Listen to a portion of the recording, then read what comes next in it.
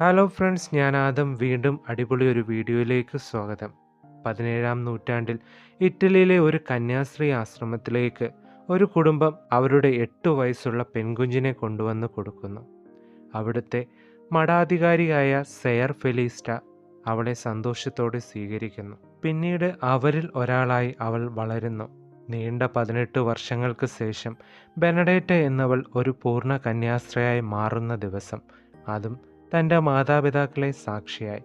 അങ്ങനെ വിപുലമായ പരിപാടികൾക്കും വിരുന്നിനും ശേഷം മഠാധിപതിയായ സെയറിനെ മകളെ ഏൽപ്പിച്ചു മാതാപിതാക്കൾ മടങ്ങുന്ന സമയം അവിടേക്ക് ഒരു പെൺകുട്ടി ഓടിക്കയറുന്നു. അതിൻ്റെ പിന്നാലെ കുറേ ചെമ്മരിയാടുകളും അതോടൊപ്പം വളരെ പ്രായമുള്ള ഒരു മനുഷ്യനും. അയാൾ ആ പെൺകുട്ടിയെ ബലമായി പിടിച്ചു കൊണ്ടുപോകുവാൻ ശ്രമിക്കുന്നു.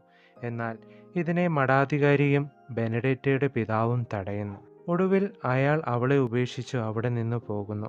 വളരെ വൃത്തിഹീനമായ അവളെ മഠാധികാരി സ്വീകരിച്ചു അവളെ വൃത്തിയാക്കുവാൻ വേണ്ടി ബെനഡേറ്റയെ ഏൽപ്പിക്കുന്നു.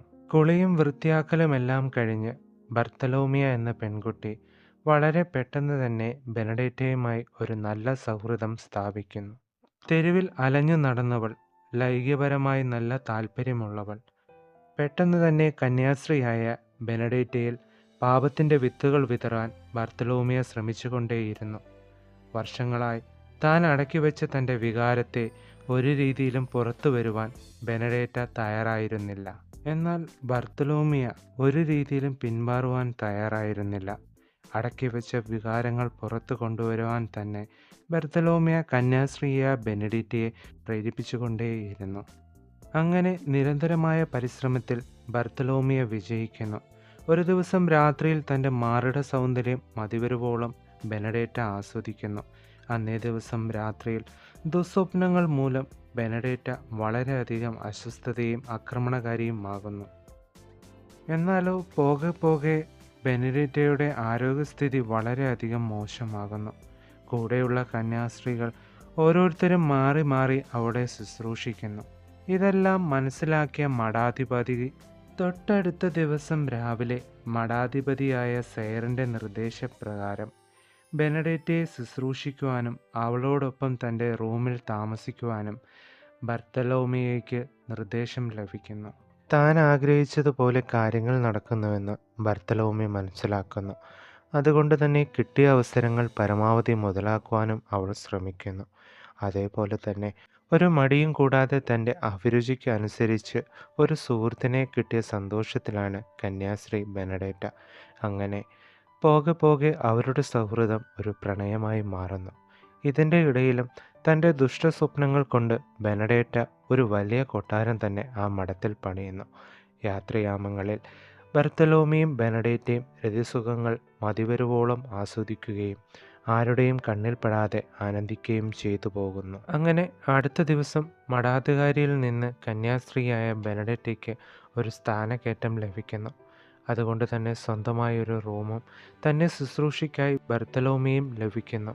ആരെയും പേടിക്കാതെ ആ റൂമിൽ എന്തു വേണമെങ്കിലും ചെയ്യാം. അതുകൊണ്ട് തന്നെ ബർത്തലോമിയ ബെനഡേറ്റയെ പാപത്തിൻ്റെ ആഴമുള്ള കയത്തിലേക്ക് തള്ളിവിടുന്നു. എല്ലാം അറിഞ്ഞുകൊണ്ട് ബെനഡേറ്റ അതിൽ നീരാടുകയാണ്.